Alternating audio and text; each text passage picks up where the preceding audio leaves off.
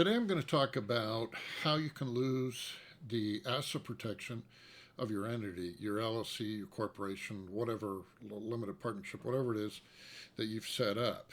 And I'm going to go into some basic concepts that I think you need to know. As long as you keep these in mind, it should cover most of the issues you're going to have with this and protect you from losing that asset protection that you formed this entity for to protect you.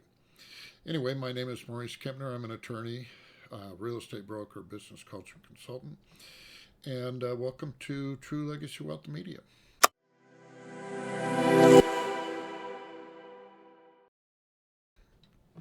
So this is what they call piercing the veil.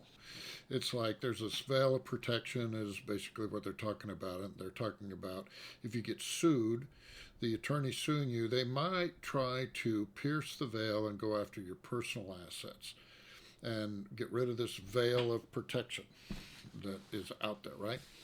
Now, generally, the best way to put this is so you can understand it, and it will really help you understand the rest of it. I'm going to talk about form and substance in the law. So let's say I'm standing there and we're talking, and I say, hey, this dog here that I've got, this is a great dog, this dog that, right? And you're looking at what I'm calling a dog, and it's got a beak, it's got feathers, it floats in the water, it flies, it quacks. I mean, that's a form and substance example there. So really, I'm calling it a dog, but in reality, it's a duck. Now, in the law, the courts will reinterpret things, regulatory agencies will reinterpret things using form and substance arguments. And that's kind of what's going on here. Basically, what is going on with the piercing of the veil is they're basically saying, so let's say you got an LLC, and you're violating all kinds of rules. You're not keeping your money separate. You're commingling everything. You're not doing your paperwork. You're paying personal expenses out of the LLC account. You're doing this, or if there's multiple members, you're doing this, or if you had a corporation, you're doing this. The attorney's going to come in and say this. They're just calling it a corporation. They're just calling it an LLC, but in reality, it's just a general partnership or a sole proprietorship because that's how they're running it. It doesn't quack or float or fly like an LLC or a corporation that's barking like a dog. So you should treat it like one, Your Honor. That's basically the argument they're going to make. It's a form and substance argument. So you want to make sure that your entity, whatever it is quacking like that kind of entity and not barking like some dog or some other kind of thing other than what you want it to be. So how do you keep that form and substance argument away from you? How do you keep your entity the way it's supposed to be? So one of the things is you have to have the proper formation paperwork. These entities, when they're formed, they have certain documents.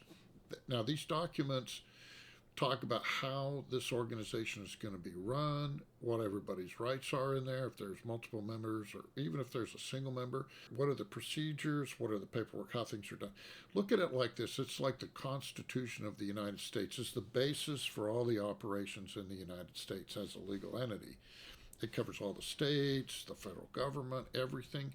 So this operating agreement in an LLC is basically like the Constitution of the LLC.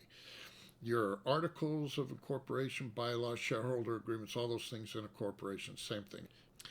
Forms the constitution of that entity, and you have to have that. If you don't have that, then it's not quacking like a corporation or an LLC. It's barking like a dog, right? It's something else because those have those things. So you need to have those in there and in play. And when you have multiple members, this is like a partnership agreement. It's similar to that, right? It's the business agreement between you and all the other people that are in your organization. It's like having an agreement, and you have to do it, right? You have to do it so everybody knows what their rights are.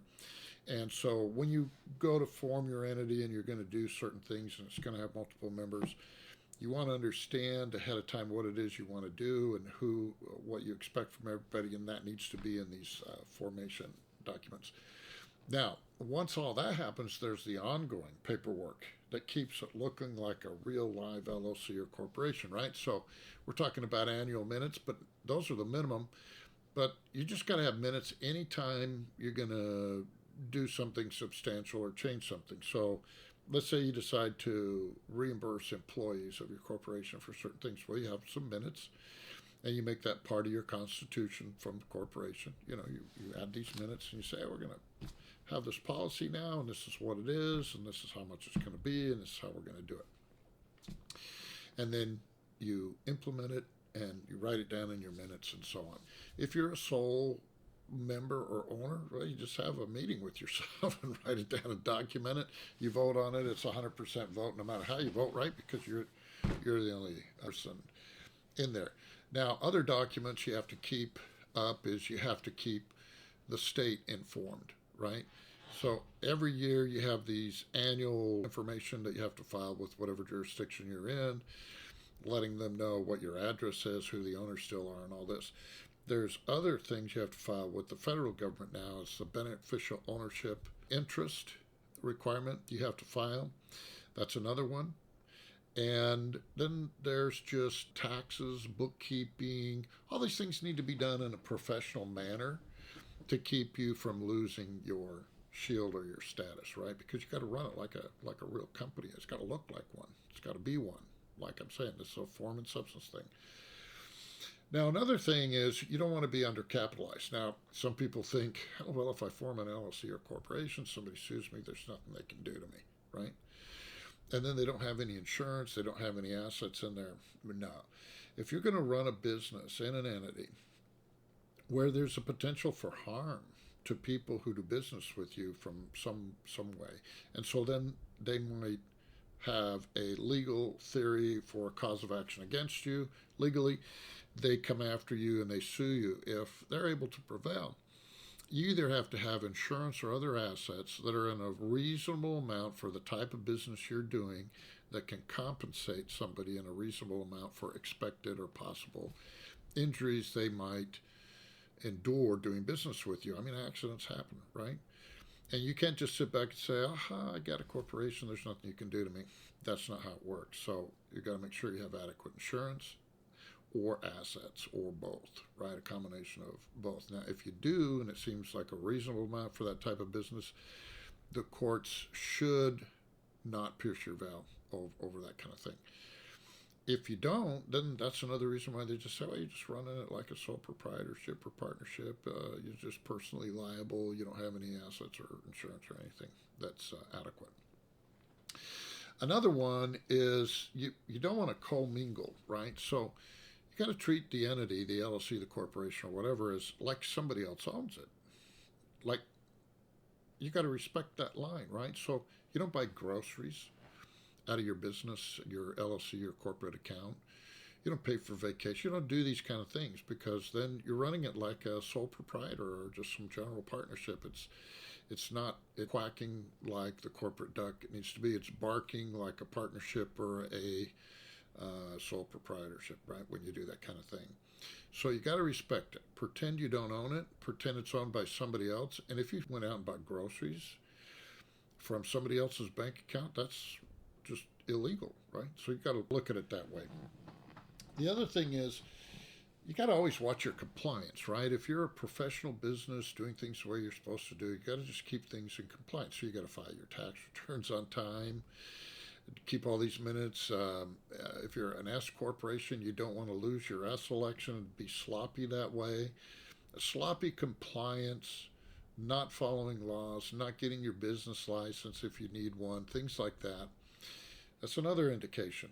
Now, another one is when you have contracts with third parties, right? You want to have the contract be between your entity and other entities or other people, whoever they are. So it wouldn't be in your name.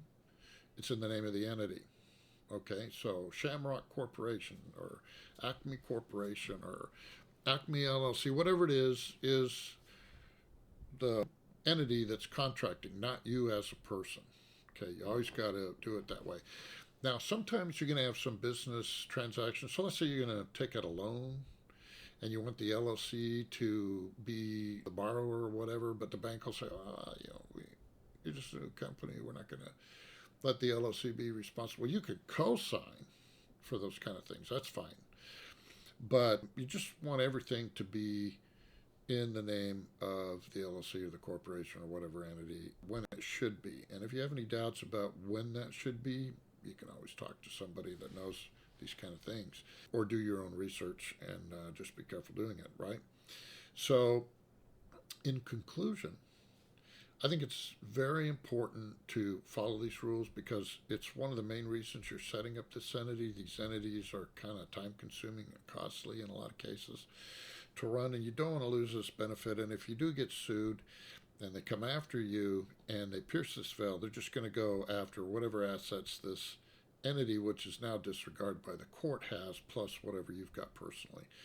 And it kind of defeats the asset protection, well, just does defeat the asset protection purpose of this entity.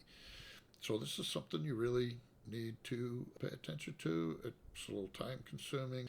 In my opinion, you need to be a professional business person. You need to be astute at these basic business things. And you should really have a team of people that you work with that help you with all this stuff, right? Taxes, legal, for example, any other things that are pertinent or have to do with your business, right? This is a competent team that you put together to run your business so that you can actually just do your business, concentrate on doing your business. You can't be an expert at everything, and that's why you have certain people on your team. I'm just saying it might be useful. Now, your business can be really simple and you don't need a lot of help, but as it grows and gets bigger and gets complex, you're going to want to have a really good team that's going to help you and keep you in compliance. And the more professionally you run it, the more you try your best to do everything the way it's supposed to be, the less likely you're going to lose that protection if you get sued, and it's going to come through for you the way it's supposed to. Anyway, I hope this really helps you, and if you like it, I hope that you'll like the video, and we really hope you'll subscribe. That helps us a lot to continue to keep making these kind of videos. So anyway, I hope that helps. Thanks for watching.